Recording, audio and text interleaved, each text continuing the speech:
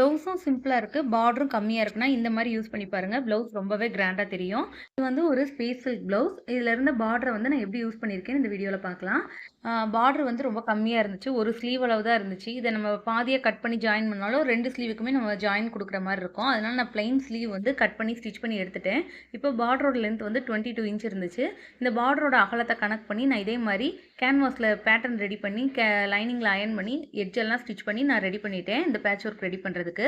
இப்போ ஸ்லீவோட mid பாயிண்ட்ட mark பண்ணிட்டு, நம்ம பேட்ச் ஒர்க்கோட மிட் பாயிண்ட்ட அதில பின் பண்ணிட்டு, இதே மாரி நான் ஸ்டிச் பண்ற மாரி ஸ்டிச் பண்ணிக்கோங்க. அப்புறம் சென்டர வந்து கட் பண்ணிட்டு, உள்ள வந்து 1/4 இன்ச் இருந்தா போதும். மிச்சம் இருக்க ஃபேப்ரிக் ஃபுல்லா கட் பண்ணிறலாம் நம்ம. எக்ஸ்ட்ரா இவ்வளோ ஃபேப்ரிக் தேவையில்ல.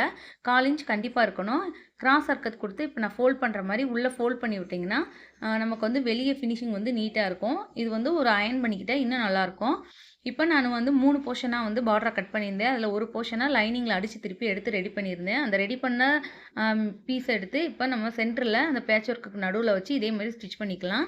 இந்த மாரி நம்ம ஃபினிஷ் பண்றப்ப ப்ளவுஸ் பார்க்க லுக்காவும் இருக்கும். பார்டர் மினிமலா இருந்தாலும் அத நம்ம இந்த மாரி யூஸ் பண்ணலாம். இத வந்து நான் நெக்குக்கும் ஒரு பேட்டர்ன் வந்து குடுத்துருக்கேன். இந்த மாரி வீடியோஸ் உங்களுக்கு பிடிக்கும்னா, subscribe for more videos. Thank you.